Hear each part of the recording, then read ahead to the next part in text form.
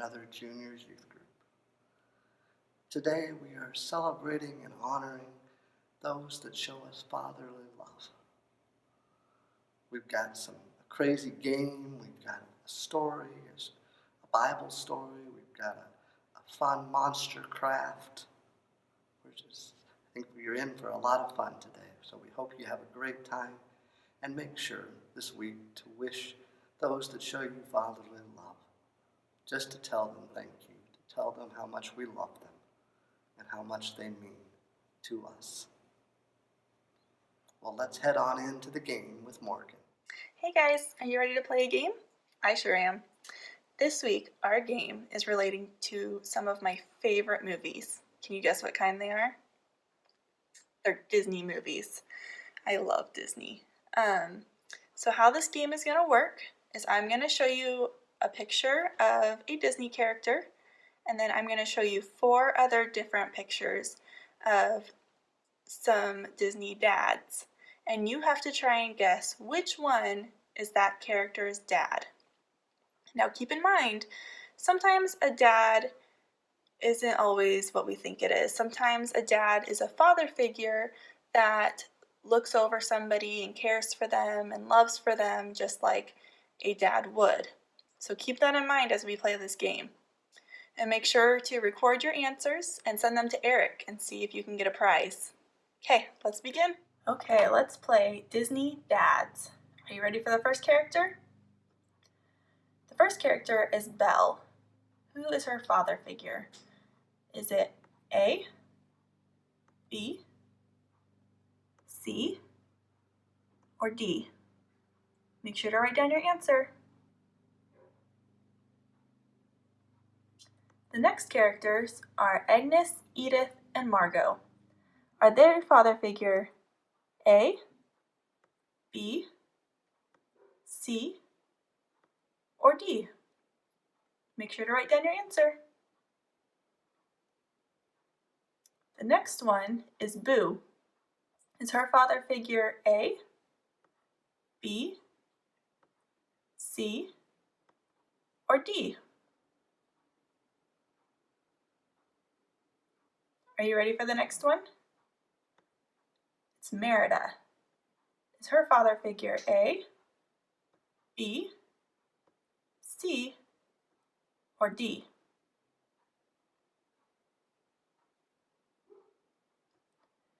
What about for Mulan? Is her dad A, B, C, or D? Write down your answer. Now what about for Nemo? Is his dad A, B, C, or D?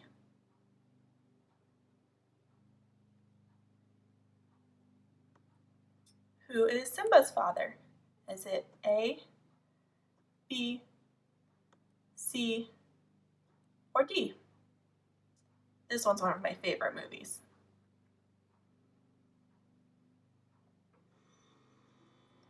And what about Princess Tiana? Is her dad A, B, C, or D?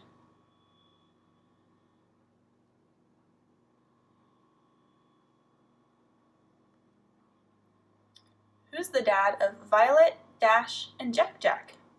Is it A, B, C, or D?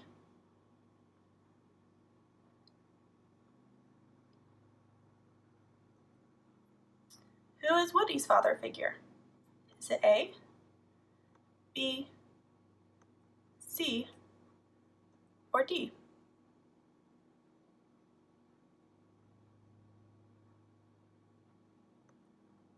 Thanks for playing. Make sure to send your answers to Eric so you can see if you can win a prize. Well, the story that I'm going to be reading to you this morning is called Dad by My Side. It's written and illustrated by Sush. Hope you enjoy. Our story today is called Dad by My Side, written and illustrated by Sush.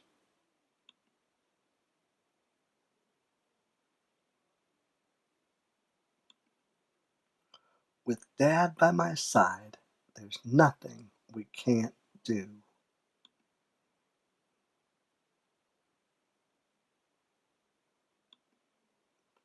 He knows how to make me smile.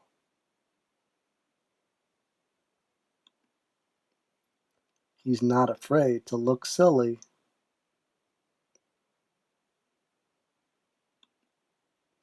No matter how busy he is, he always makes time.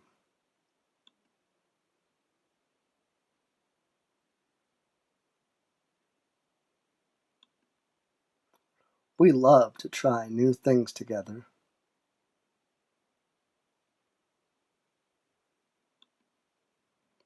Eggshells in our omelets don't bother us at all. He comforts me when I'm sad.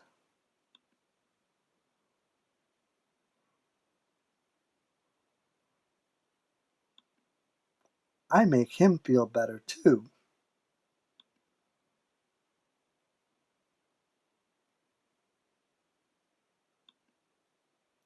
Neither of us likes it when he has to go away.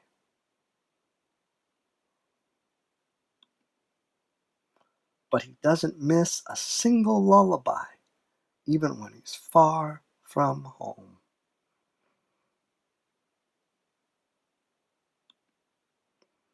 We fill our house with special marks.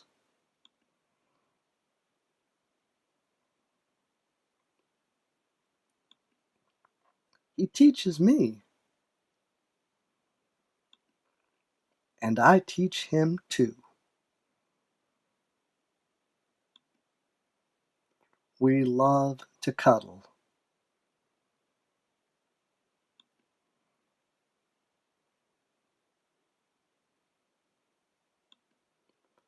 He always makes space.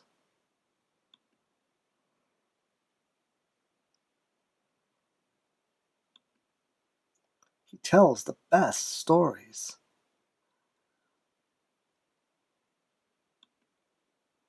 He makes every room feel cozy.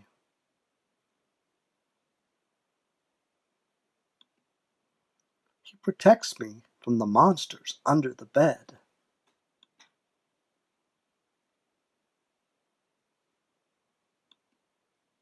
He helps me.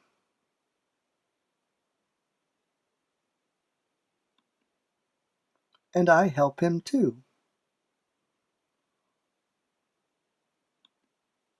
It doesn't matter what we're doing as long as we're together.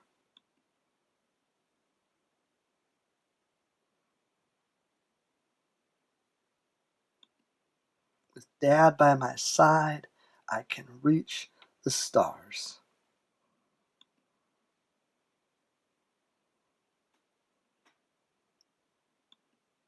With Dad by my side, there's nothing we can't do. Thanks for joining us for our story. Now, our scripture this morning is a story we've often heard as the story of the prodigal son. We just heard it in Sunday school a few weeks ago. But I think sometimes a better name for this story would be the story of the loving father. But you see, there once was a father who had two sons who he loved very much. And they worked on a farm, a vineyard, tending the vineyard. But one day, his youngest son came to his father and said, "Father, I want my inheritance." Now, normally a child didn't get their inheritance until the parent passed away. But he comes to his father while his father is still living and says, "Dad, give me what's mine now." What does his dad do? His dad went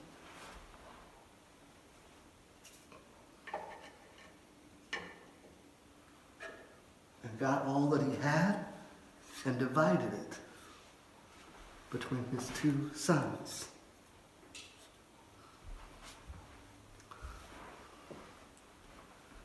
And then the youngest son took his inheritance and left.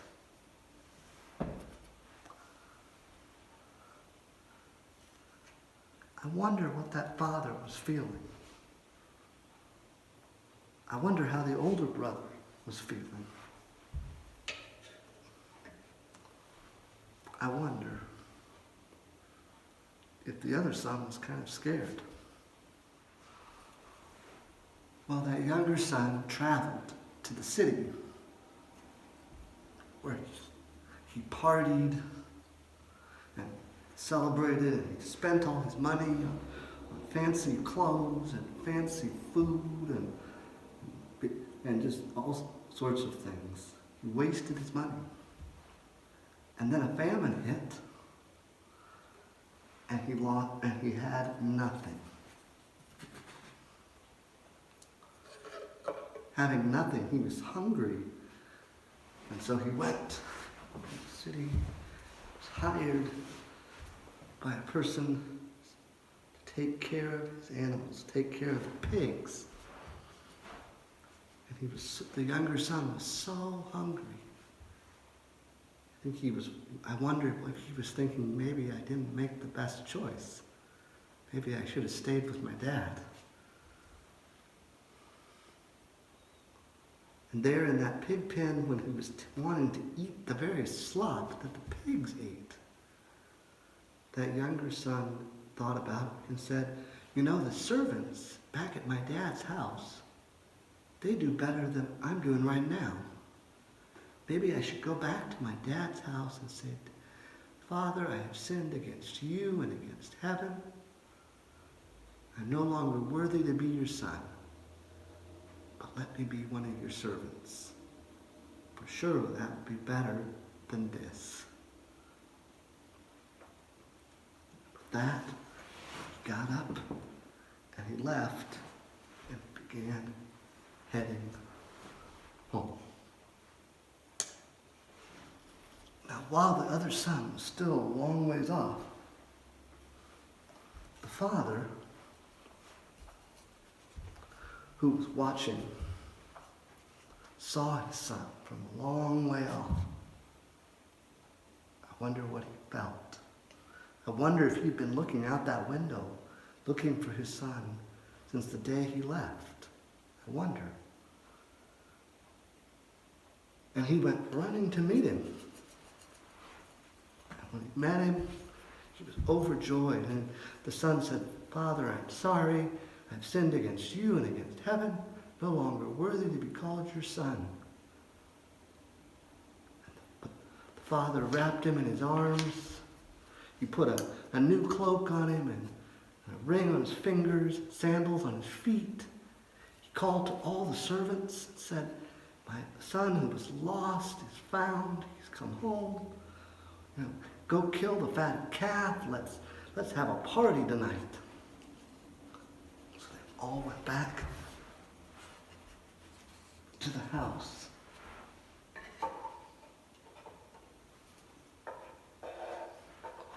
Where they had celebration and merriment and music. As they celebrated, the son that was lost was found. But meanwhile, out in the field, the other son was still working. He had been working, harvesting the crop all day. He had been working ever since his brother left. He had been working hard, taking care of the vineyard, the farm, helping his dad. And as he got near the house, he heard the music. And he called to one of the servants and asked what was going on. And the servant said, your brother who was lost has come home, is found. Your father is throwing a party and has killed the fatted calf. There's a feast in there. I wonder how this son felt. He was mad and stormed off. This is not fair. This is a story not of one son, but of a father who loves two sons. And the father left the party and went to his other son. And his sons said to him, "Father, this isn't fair. I've worked hard for you all these years. I've not complained. I've done what I'm supposed to. And not once have you thrown a party for me. And yet this son of yours who wasted everything, you welcome him home with open arms and throw a party and kill the fatted calf. It just isn't fair." The father said to the son, "I love you, son, and what is mine is yours. But this brother of yours was lost and is found, and we must celebrate."